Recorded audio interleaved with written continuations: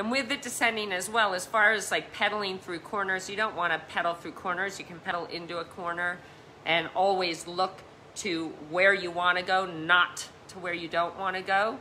That is like the most important piece of advice I could ever give you. If you look to where you don't want to go, that's where you're going to end up. Welcome to the Beck and Siri Show. And here at Team Sirius Tri Club, it's not just about swim, bike, run. It's about who you become. On our show, we don't just talk to you about swimming, cycling and running. We talk about mindset. We talk about fearless authenticity and being your very best self. Hi there, Cam here from Team Sirius. Some great Q&A this week with Beck, Siri and a lot of our members. Don't forget, if you want to join these chats live and ask questions, you can join the club at teamsiriustriclub.com. Hello, everybody. Hi, everyone. Happy Monday. July 6th. 6th. July 6th. Happy 4th for last 2 days ago. What did you guys all do for the 4th? Hopefully you had an amazing weekend celebrating the incredible freedom that we all have, and enjoyed yourself and your family. So great to see you all. Thank you for being here. Tell us what you did on July 4th or what you did over the weekend. Something exciting that you did or that you really love. We want to hear it. Hi, Liba. Hey, Chris. My exciting thing is I got to see and officially meet Chris in person. Oh, yeah, you did. He rode here. He's looking really great, actually, really fit and strong. And he came and met all our horses from a distance, because I still have to be a little careful with my wife here, a bit of social distancing. But hey, MC. Hey, Bertha. We've got some great Nancy questions. P. Hey, Nancy P. MC's in the house. Patrice. Patrice. Welcome, guys. Hope you had an amazing weekend. Hope you're feeling good and happy and getting through this time swimming. Tell us what you guys did over the weekend. We want to try and read a few more of your comments here. So anyway, so we have a lot of questions to get through tonight. Do you want to say anything else? Yeah, thank you for the questions, you guys. Amazing. We love getting questions. Makes us feel like we know exactly what we can give you that you want. So yep, and I know MC put a survey out too to ask about the workouts, because we did take away some of the cord sessions. So MC is going to let me know how we went with the statistics on that, because right now we only have yoga with the amazing Dan, who, by the way, Siri, Dan, Athlete of the Week. Yay! Dan Mascarella is so sorry. Athlete of the Week. Congratulations. He so deserves this. I don't even know if he knows that he's Athlete of the Week, so I hope that he knows. Yeah, Dan, amazing. Thank you for your contribution to the team. Thank you for your just being such an inspiration to all of us. Congratulations. We're so happy for you. Oh, Chris's highlight was meeting me. He said meeting himself first, and then he changed it to meeting me. And so the fireworks, we didn't actually I saw fireworks in the distance, but we're lucky out here because it scares the horses. So I worked hanging out with friends, chilled, hiking. Exciting weekend of swimming, tethered, yes. Indoor trainer bike. We want to see some videos of this. Hi, Megan. Tether Great swimming. To see Megan. We want your tips on what you think is the best way to set the tether up, because I know that Brent Hayden, by the way, you guys, 15 people have bought his course, and if you have, please let us know what you thought of it, because I think it was amazing. So we want to hear about that. I've been doing some more swim posts lately, so we want to hear all about that. But with the tether, I think he said you tie it around your waist and it goes so it's behind you on your hips, but from the back. So yeah, you don't want to put it on your feet. It's almost impossible to swim with it on your feet or on your ankles or anything like that. So, okay, we'll go into questions. Spent some days at Winter Park. Nice. Hey, Clark. How are you? Hi, Clark. Hi, Jillian. So some people have been out swimming in the lake. That's awesome. So we're going to do the first question, Siri. Dan's question is, this is a good one, descending on the bike, should we continue to pedal or coast? Some descents are steep and you go fast. It's hard to keep the little legs going. Also, what's your advice on riding on the flat course when you literally pedal all day long without any rollers to break it up a little bit? So I can answer the first part. Okay, You answer the second part first, because you're better with the flat stuff, I reckon, for sure. I would say on the flat part, there's no rule that says you have to go the whole 90K or 180K in the bars without moving. Do what you need to do to stay comfortable and to be able to access all your power. And if that means getting out of the saddle, a minute out of every 10 minutes, then great, do that. Or if you need to stretch, whatever it is, know that the key, it's like getting a bike fit. You can get a bike fit where you are so incredibly aerodynamic, but you're so uncomfortable that that you have no power in your legs. Yeah. We don't want that. So flat course does get uncomfortable because you're in that same position the whole entire time. Move around if you need to. Give your body what it needs to stay comfortable, strong, and able to tap into its full potential. Yep, agree 100%. And Siri used to tell me, like, when there's turns and there's a chance to get out of the saddle, like, get out and, like, not sprint, but pick your cadence will come up naturally if you're in the same gear. When you get out of your seat, you just have more power because you've got your body weight behind you. So get out of the seat, pedal a little bit, stretch out. I used to stretch out, like, I don't know, every 10, 15 minutes, I think, just a couple of pedals just to lift my body up and out and relax my back a bit, and I had a bad back as it was. So I would say it's almost better to get up. You don't lose much speed. You probably won't lose any if you do it properly. Take a few pedals out, stretch it out, and then sit back down. And you can do it. You can stretch your back while you're pedaling and you're in the bars still. Like, especially on the downhills, I used to stretch my lower back to the side, my hamstrings while I was descending. On the descending, I think my favorite tip came from, oh my gosh, who was the Uber biker who lives in Kona that we're friends with? Chris Lieto. Chris Lieto said to me, I was so scared of the winds in Harvey because they were like, I remember Siri was on the moped one year, that was 60 miles an hour, and the moped lifted up and back down. And I was out training that day. I thought, if this happens in a race, and funny, race mode, you don't really get as scared, but I was so fearful. And Chris said, relaxing your hands is easy to say, it's hard to do, but relaxing your hands on the hoods, you have more, I think I have more control on the hoods than the bars, but a lot of the guys will stay in the aero bars. Like, I don't love that. I want to be on my hoods, but that's all personal preference. Woo! I thought it was going to fall. It's closer now, that's good. Yeah. But he was saying that once you run out of gears and you're free pedaling, like down Harvey, you're doing like, 50 miles an hour, 40 miles an hour, you run out of gears. You just will, like everyone does. You hold your knees and grip your knees with the top tube. That stops any... it hopefully stops any speed wobbles. So grip your legs onto your top tube and just stay light in your wrist. Don't grip too hard, and relax your hands. That was one thing he told me. But the idea he did say to us, I remember you asking him, it was, and you knew this, was keep torque on the pedal as much as you can. Like, you're better off to keep pedaling if you can, unless you run out of gears completely. But the torque on the pedal is also what keeps you stable. And if you can't get the torque on your pedal, you hold your top tube with your knees. Yeah, and that's in really windy conditions. So super important, you guys. And with the descending as well, as far as like pedaling through corners, you don't want to pedal through corners. You can pedal into a corner and always look to where you want to go, not to where you don't want to go. That is like the most important piece of advice I could ever give you. If you look to where you don't want to go, that's where you're going to end up. So look to where you want to go, inside leg up.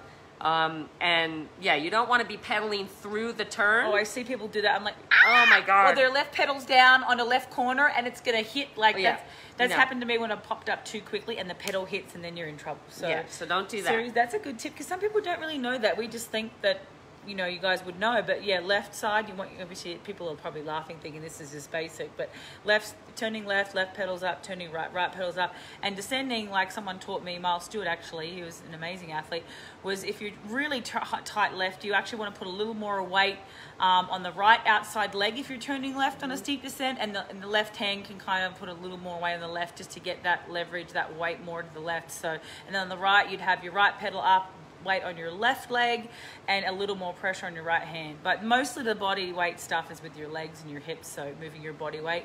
But yeah, left leg, if you're turning right, the weight should be on the outside leg, all the weight on the outside leg when you're turning. And one last piece of advice for descending, you guys, sit back on your seat. Yes. It's going to make you feel so much more in control.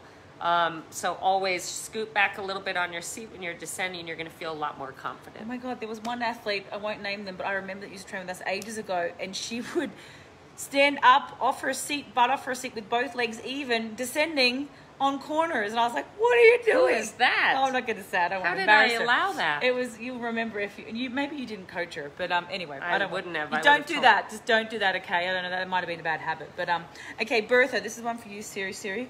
I have two questions that came into mind during the long training from the weekend. What's the proper rate of kicking during a race? I love this question. I had a swimming coach that told me triathletes shouldn't kick while swimming. 2, what's the advice when you go, okay, let's do one first. Kicking in the swim. Okay. They're kind of half, they are half right. The kick is super important for maintaining rhythm. number one. I use the kick, and even my Ironman athletes, we do a lot of sprinting in our training with very strong kick. That is to get off to a fast start so that you can get away from any slower swimmers beside you that could slow you down. You want to kick harder as you go into a buoy to get around it quicker, kick hard coming out of the buoy. But aside from that, when you're on a straightaway, it's just maintaining rhythm. Yep. So there's no stroke rate, kicking stroke rate that we abide by. You shouldn't really be conscious of it. It should be something you're thinking about. It should just maintain rhythm with your kick and use that kick anytime you need to sprint, whether it be the start of the race, going into a buoy, coming out of a buoy, or coming into the finish. Yeah, but if hopefully you're getting some strength with obviously MC swim sets, that upper body strength, it's all there. And with a wetsuit, it's so much easier to get that high cadence and not have to use your legs. But another thing with that is with wetsuits is I see them wearing them right down to their ankles. And Loretta Harp's perfect example, one of Siri's very dear friends who she coached to a silver medal, and she coached for a while, and she also was a world champion. She used to cut her wetsuit at her knees because she wanted her legs to be under the water. Because we don't see swimmers with their knees and legs out of the water. It's just their feet. So I think cutting your wetsuit or having your wetsuit just no higher than like mid-calf, like you've really got to either yank it up or cut it off. Because you don't want your feet above the water. And that was great advice, Beck. Last thing. Who has felt that feeling when you get out of the swim and it's like you can't feel your legs? For like the first 5K, you can't feel your legs. Is that from the wetsuit? It is because all your blood has come to your upper body. So it is so important in the last 400 meters or so of your swim. That's when you want to really add some more kick, get the blood flow going into the legs and the feet, and you will avoid that problem altogether. So stronger kicking, last 400 meters or last 200 meters, at least get the blood flow going, and you won't have those dead legs feeling. Yeah, perfect. And the second part Bertha's asking is, I love all her questions, they're always great. What's the advice when going on the bike on a flat course, but with a lot of wind against you? So really nothing really changes with your actual bike cadence or anything. But should we have less resistance or is the same resistance? So basically, Bertha, you're going to change your gears just as you would if you were climbing a hill. Because when you have a big headwind, it's basically like climbing a hill. It's the same exact... Just use your gears. You have to recruit the same muscles. It's going to require the same amount of strength. So just what you would do, feeling that same resistance going uphill, do that on the flat. That's why RPE and feel is so important. Yes. Not power, not numbers, cadence and RPE. Because all you want to focus on, like Siri said, is just keep the cadence the same. And that's easy to do. Like Siri said, just spin up left-hand canyon. Just spin up toward it. It's like you can't spin up there. But that was just her trying to stay positive. But you want to keep the same RPM. So, and even if it's a really strong wind, it doesn't really matter. Really, I wouldn't focus on what gear am I in. Let's try and keep my cadence. The cadence is the only thing you want to try and keep the same, and it's your ideal race cadence. And adjust your gears accordingly. Especially on the flat. Yeah, adjust accordingly. So don't look at the gears or, what's my power? Like, I'm 84. I'm going to use whatever gear I can to get to that 84. And sometimes with a massive headwind or hills, you're going to go lower. You're going to go 70, 75. That might be the case, but try and get as close to your cadence, your ideal cadence as you can. Right. So, Bertha, if your ideal cadence was 82... and you were down and you're riding into this big headwind and your cadence drops to 76, then go in an easier gear. Try to get back closer to that 82 ideal cadence. Or if you're at 88, add more gears, push through it, use your strength a little bit more. I hope that makes sense. Yeah, that's a great question though. And Anna's asking, what about with the tailwind? Exactly the same thing. Drop it down a gear, drop into your biggest. Sometimes you might run out of gears with a massive tailwind, but get it into a gear where you're pushing. You don't ever sit up and go, oh, I'm going to spin easy now, no pressure on the pedals because it's a tailwind. No, it's always pressure on the pedals. So go for cadence, go for that ideal cadence, drop your gears down to a bigger gear. Yeah, awesome. Yeah. Nancy, yes, we're doing the 10K. We were deciding on whether we do a half or an Olympic or something, but there's just so much going on with all of us right now. I think we're just going to start our 10K on Monday. So I wanted to give you guys a couple of easy weeks, but we were not, honestly, the truth is I wasn't organized enough to get a 10K run plan done. So it's Monday we're starting. So that's for everybody. Awesome. And that's all free for the club. You guys don't need to pay for a program or anything. Scott, for someone who has been cycling for less than a year, oh, this is Scotty. He came to our camp. Less than a year, what are some of the progressional stages of growth or signs that you're getting better? This is great because obviously he doesn't have power, so I love that he can't look at that. Awesome. So this is where we can give him some advice there. Okay, so for the bike first. Oh, for the bike? Okay, so for the bike, I would say being able to, like strength for me is something that's so very important. And when we start doing big gear work, like I usually start people at like 75 cadence, and that's quite hard, and their body gets tired from that. But if you're able to be doing like your big gear efforts at 60 cadence, really grinding and using that strength, that's a great indicator that you're getting so much stronger on the bike. Now you add in, we'll go back and forth. Yeah, adding. and I love that you don't have power. Normally people would look at power for that, but they've got to remember that their weight can change too, so always divide it by your weight. But I would say, yeah, just climbing, like are you in a bigger gear? Does it feel easier? And if it is 75 feels like, oh, my legs are adapted, then go down to 70, 65, 60, 55. Like you always be, hopefully, I think you're coached by one of our coaches anyway, so you should be able to see those progressions. I'm just trying to think what else. Like I think learning to time trial, like being able to truly master, stay in your ideal cadence, and being able to, you know, gear accordingly to that and keep it really consistent, that's going to be a sign of your progress that you're making. Feeling better, covering longer distances, not, you know, taking less time to recover from those long rides, less time to recover from those hard efforts. And basically, you'll just feel stronger. You'll feel more confident. You'll feel like you can manage the sessions with a lot less effort than you would have before. And I would say if you're not noticing any difference, there's probably needs to be a tweak in your training, because you should feel it. Like if you're doing a climb a year later and you feel, well, it's all relative because you can be under extreme fatigue too. But if you're constantly feeling like, oh my God, I'm getting slower and slower and slower, then I doubt you would be, honestly, with a team serious coach or a plan. But there's something maybe needs to be adjusting. Do I need to do more sport-specific strength work? And that's another question we had was, shouldn't I be in the gym doing gym work? And some people, maybe, but if this person has a goal to do an Ironman in November, they're just getting cracking now, training, they're not coming from a big base, don't waste your time in the gym. Siri, what are our strength-specific sessions? Because I know some people can afford to, they only work a couple hours a week and they're in different phases. But if you have a goal for an Ironman in November and you're saying, I want to get in the gym now and it's July, we have August, September, we have 16 weeks.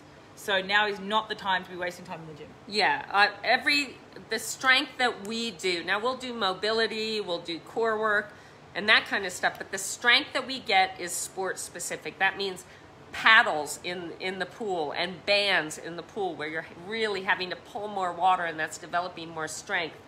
On the bike, using the big gear, doing a lot of hill work. Outside, on the run, doing more hill work. Again, hill work is amazing. You don't want to do it every other day, but that's what's going to build your strength. One of my favorite sessions ever is to send my athletes, have them run up a mountain, and I pick them up at the top. And we don't run back down. It's just purely a strength session. But that sport-specific strength is what's going to serve you on race day. And when we do our strength work on the bike, I like to have it so that you're doing it in your aero bars. You have to be doing it. And that way you're building... You have to be doing it in TT bars. So that you're building strength in the position that you're going to be racing in. So that's how we get our strength, guys. It prevents injury. I mean, so many people go into the gym and try and add these big strength sessions on top of all the work that they're doing, and that can cause injuries, and especially if you're not doing it with the right technique. It's unnecessary. We get such great strength benefit, sport specifically. Sorry, my wife just have dry cough today. She's getting rid of her pneumonia. It really is. I'm so much better, you guys. I don't know why I've had this. And this is how I know it's not contagious, because she's had it for like 3 months and literally will cough in my face, and I'm like, she is not contagious. Like, I'm doing pneumonia. So much better. This can't catch pneumonia. Yeah, this is random. Scott also wanted to apply that to swimming and running, and I think swimming and running is easier because you just you can look at the clock for swimming. You know if you're improving. Yes. You need to know, guys. You've got to think like a swimmer. Like I had one guy say, I said, well, you know, what's your cycle for 3100s? I don't know, I take 5 seconds. And I said, well, do you think Michael Phelps would just guess, oh, I'm just going to take 5 seconds rest? No, you've got to think like a swimmer. You've got to know what you're coming in on. You've got to know what cycle you're going to be hitting. So you've got to know your times. You've got to think like a swimmer. Use the frickin' clock. Don't use your Garmin. I swear to God, Siri has smashed Rennie's Garmin before. Yes, Don't wear a Garmin in the pool. If you don't have a clock, have a stopwatch at the end that you can see, or buy a frickin' $20 big clock to put at the end of the pool. And think like a swimmer, and use that to work out where you are in the swim. And the best way we do with our lads, we do like a 400 time trial. So Scott, I would be doing like timed hundreds. Always know your times, because you're not going to know you're improving if you're just looking and saying, I'll take 5 seconds rest. Like, know your times, know what you're coming in one, know your cycle. If they said to you, like they did Siri's first race, what's your 100 cycle? And Siri's like, I have no idea. Like, no idea. You should know what your 100 cycle is. What's your 100 Do you cycle? think this guy, I just found this, a friend of mine just sent this to me. Type if you know who this is. Type if in. you know, you guys know who I am. But this guy always knew his cycles. That's how he got everybody better. does. Like, you should know your cycle. So anyway, and the running, obviously, running you'll know, because you hopefully doing some work, cadence work, and some efforts on the treadmill, and you always know by feel's the best way. Like, you'll feel better running. Like, you'll just feel it. But you also, obviously, with running, you're going to know by your pace, if you are wearing a Garmin, or just by your efforts on the treadmill, your speed. And another just super simple way, like what I've been doing with my walks, I go for hikes and I have a loop. And when I first started doing this hiking loop, it took me like, I don't do it every day, but it took me like an hour. She does wear her Garmin, but she doesn't look at it. I kind of have to, guys, because I'm recovering. But the first time I did this hike, it took me an hour and 15 minutes. And the other day, I just happened to look to see how long it took, and Beck came and said, "Oh my God, you're finished so early." It was like and an I hour 5. cut 10 minutes off. Boom. That's how you know that you're making progress. So if you have an easy loop that you go and do your 30-minute jogs on, as long as you're not doing it under complete fatigue. Well, and you have to be honest. Like, you go that easy pace. Go Michael Phelps, yes. Yeah. Go that easy pace on your 30-minute easy loop, and suddenly you look and it's like, wow, I'm back in 28 minutes. I must be making progress. Yeah. And here's a question I want to answer, because I never forget my first experience with time trial bars. I was terrified. And I was just thinking, time trial bars, they're easy to get used to. No, they're not. They're so, and I don't want to scare you, but it's really hard to get used to, because you feel like you don't have any control. I remember I got them on just before the race, hadn't tried them. I didn't use them because I was so terrified. But I think the setup of them is really important. Like, you want to make sure your thumbs are just over the end of the like, say, the end of the bars. You want to make sure your pads aren't in, like, you're not Jan Frodeno. We all can't time trial like in a good position like this. You want to be comfortable. You want to be shoulder width, not shoulder width apart, but comfortably apart. You want to make sure your elbows at the end of the elbow pad, your weight supported, and practice on your trainer. Honestly, just practice on your trainer all the time. And when you practice like looking ahead. Don't look down. You've got to be looking ahead all the time. Yeah. What else, Siri? I mean, I used to fall at stoplights. I was the person that couldn't click out, that would get nervous in my aero bars. I mean, I would have my crashes were always pretty much from a standstill.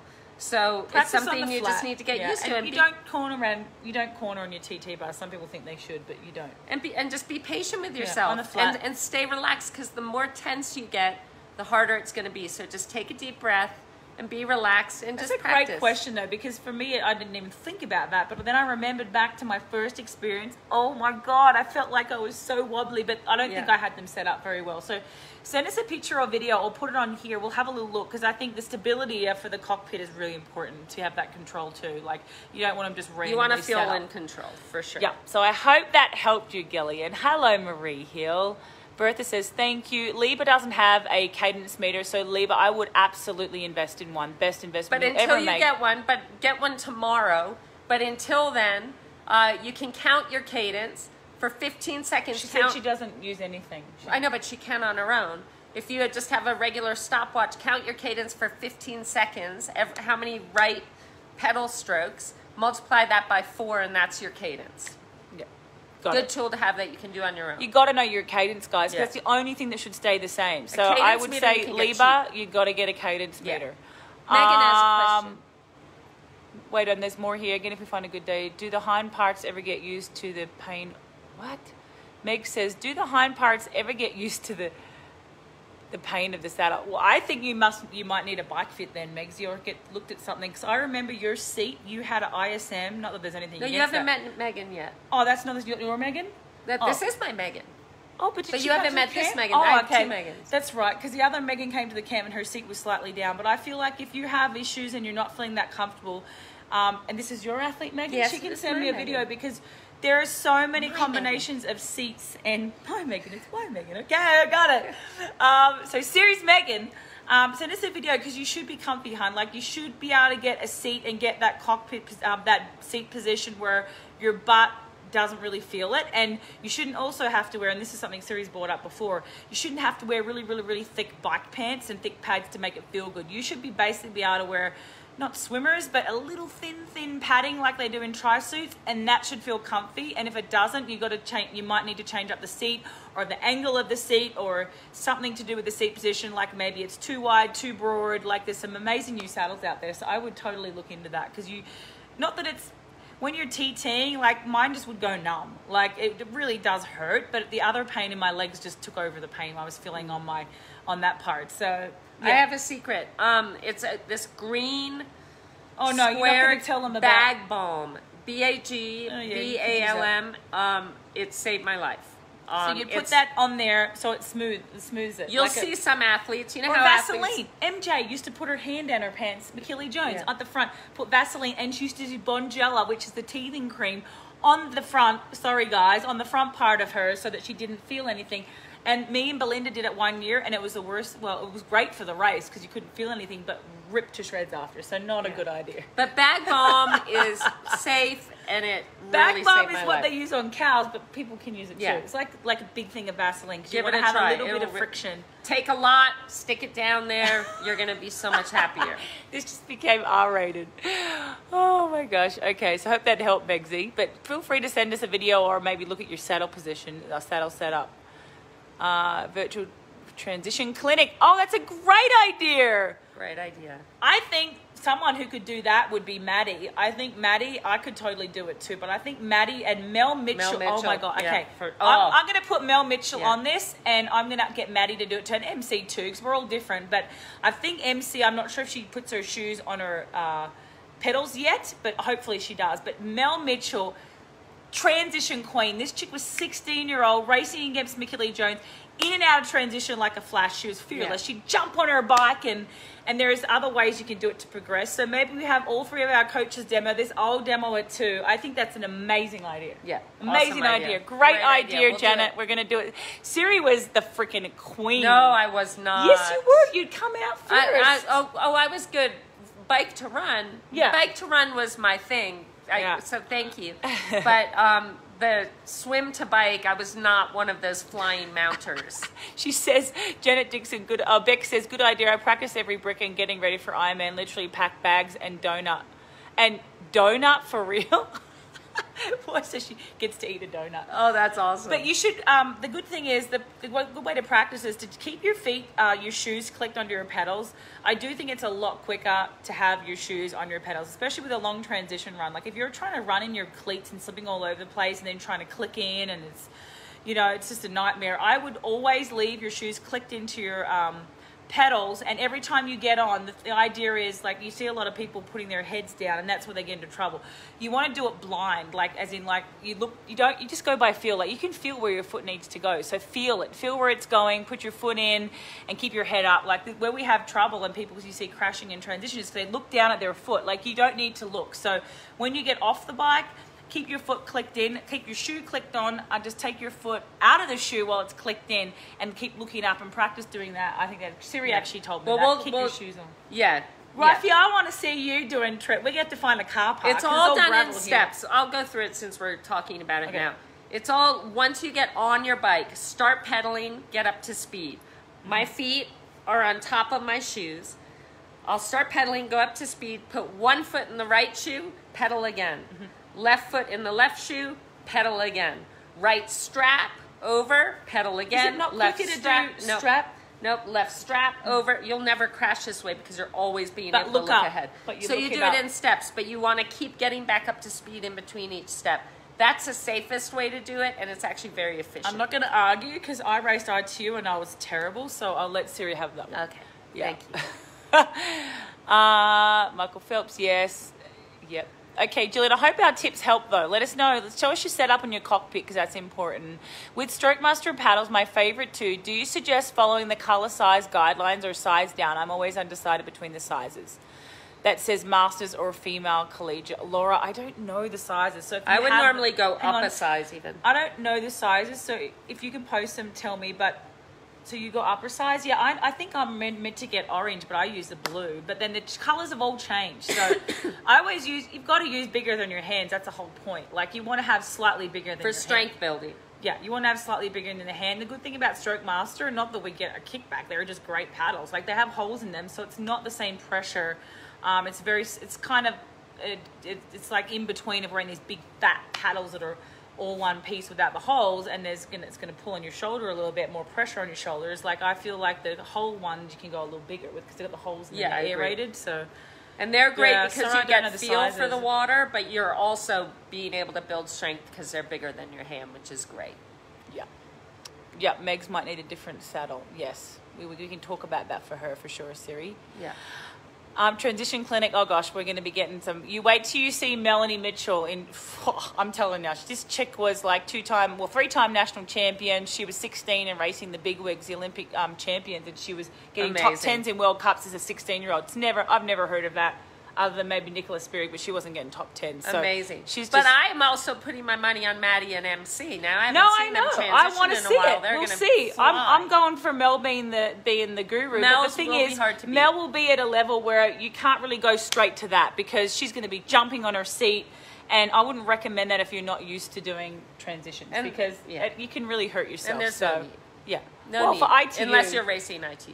Well, for pros, Mel and MC and Maddie going to save time running and jumping on their seat. Let's see. Okay, so we have some more questions on here, you guys. Great questions. No, oops. Okay, so we have a couple more. Hilly bike chorus. What is the best position to climb in a TT on a TT bike?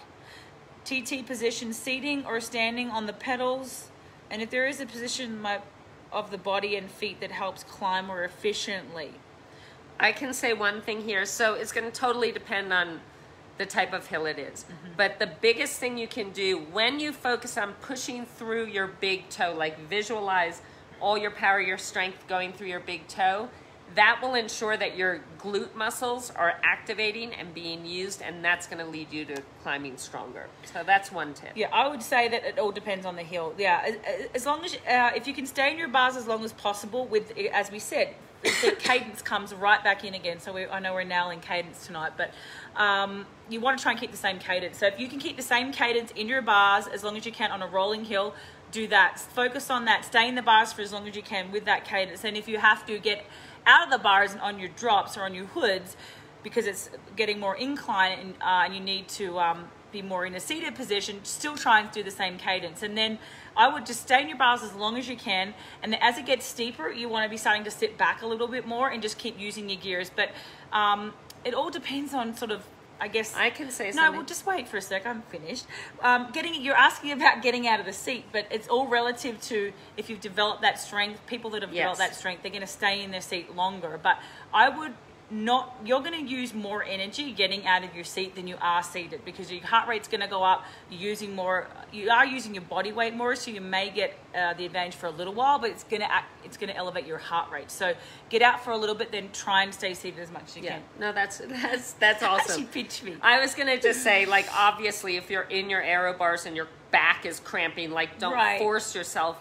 Again, give your body what it needs to perform at its best. But Beck's right, your heart rate's gonna go up when you get out of the saddle.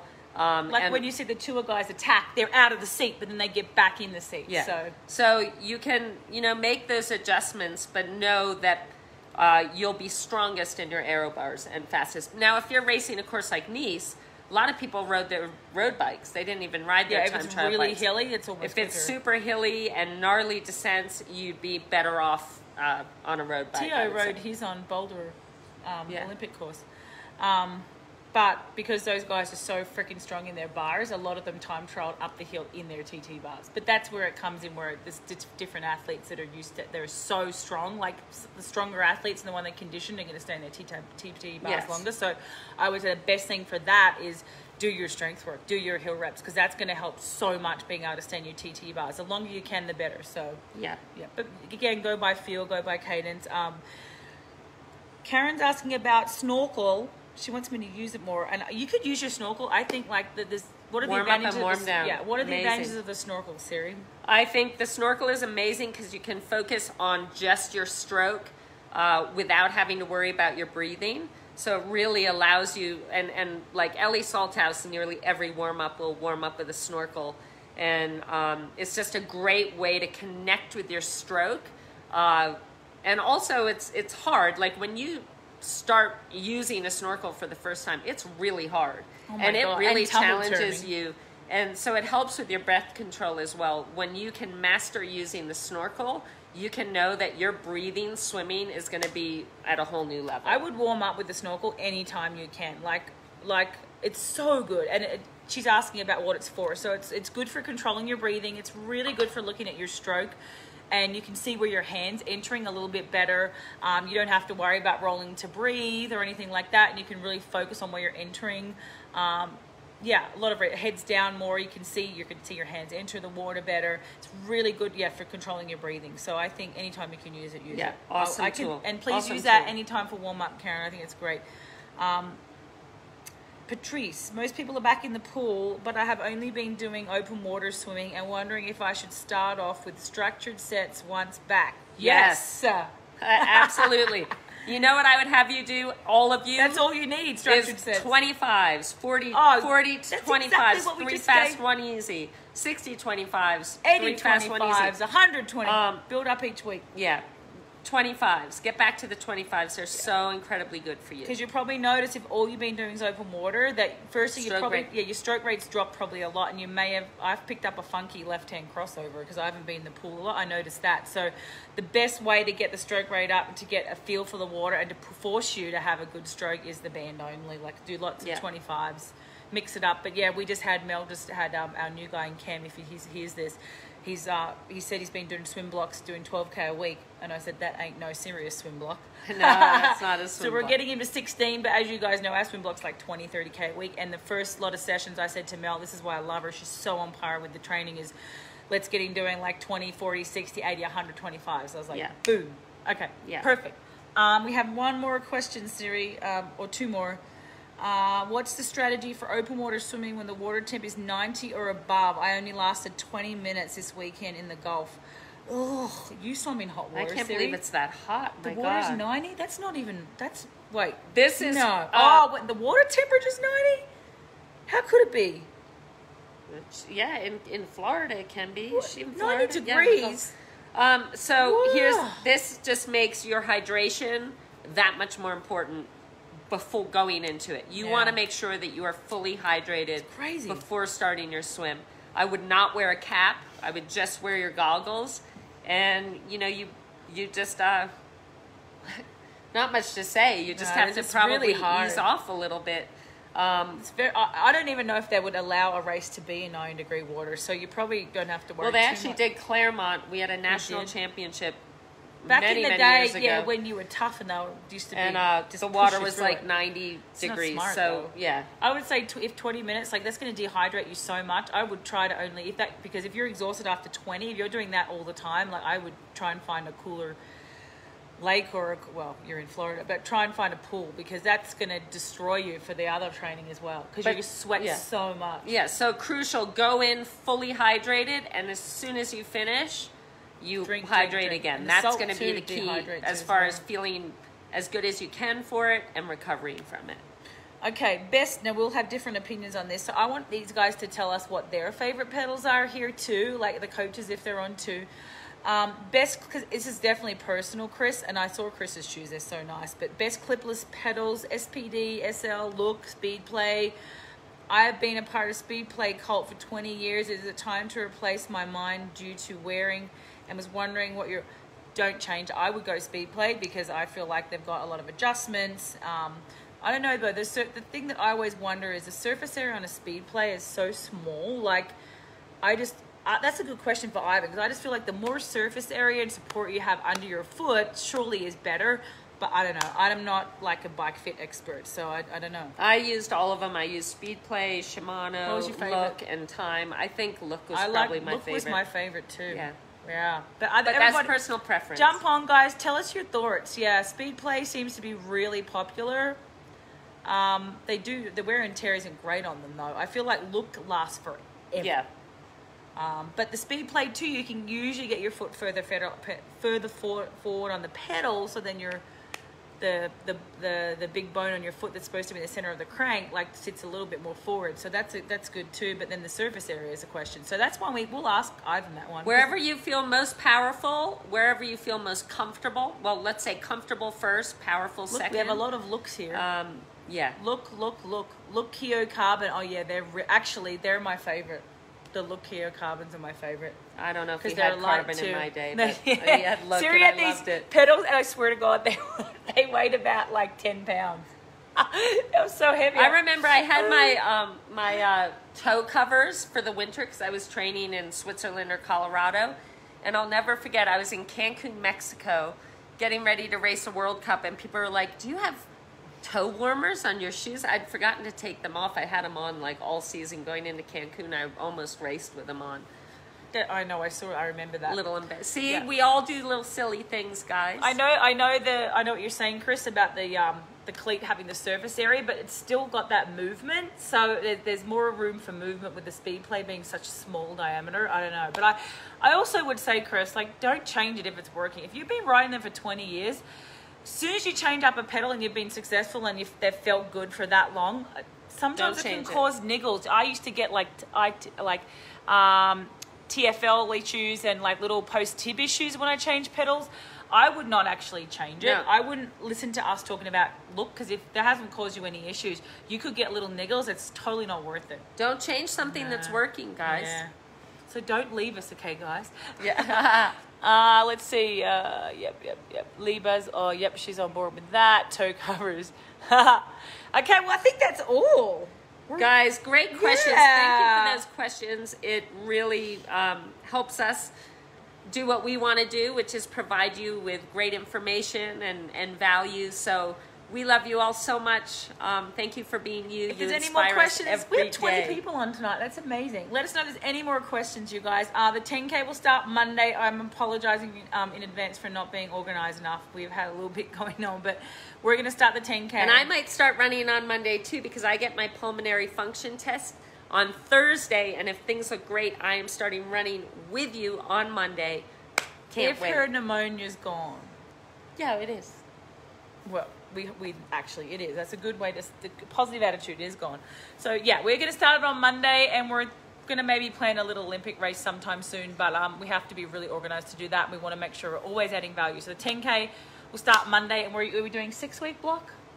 What did you say we were doing? What do you guys think? 4-week block? Yeah, 4-week block. Let's do a vote. Already so fit. Let's do a vote, guys. 4-week block or 6-week block? I think a 4-week block. If you want a 4-week block till the 10K, put it up there. Let's do a vote with the 20 people that are on. 4-week block or 6-week block? So who wants a 4-week block? If you want a 6-week block, put 6. If you want a 4-week block, write 4. Let's see. And let me clear something up here. I'm not going to be 6. I'm not going to be running a 10K in 4 weeks. I'm going to be running my mile, just so you all know. No, 2 people have already said 6. Okay, 4. 6 weeks. Okay, we got 2 to 6, 1 to 4. Let's see another. Okay, we're even now. 1 each. Oh, now it's 3-2. Now it's 6 week. Oh, now it's 3 all. One more. Oh, 6. 4 3. Oh, 4 all. Even. One more vote, guys. Oh, 5 4. 6 4. 6 5. Oh, wow. Okay, guys, we'll decide and we will let you know. 6 5. Siri said 4. Well, no, but I want to give people the time that they need. 6 weeks. There's more 6s here. Why don't we do 2? Guys.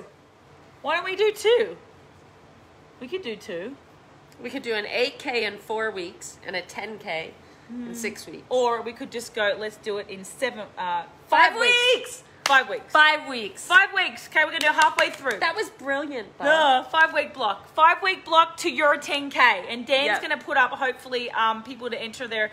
Let's not even enter our times. Let's just enter it. I don't want you to enter your times. It's too much pressure. Yeah. I know Vonzi loves to do that. But we'll also do... we're going to do some little giveaways too, some little prizes. So...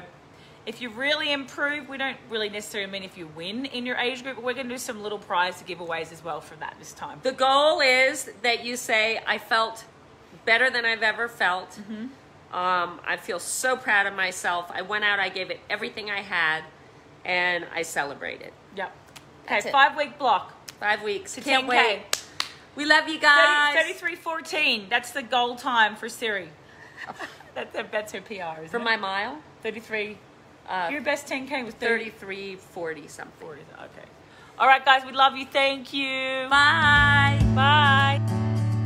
Hi there, Cam here again. Thanks for listening. And don't forget, if you want to join these chats live and get access to all the other great benefits of Team Sirius Tri Club, you can do so by joining the club at teamsiriustriclub.com.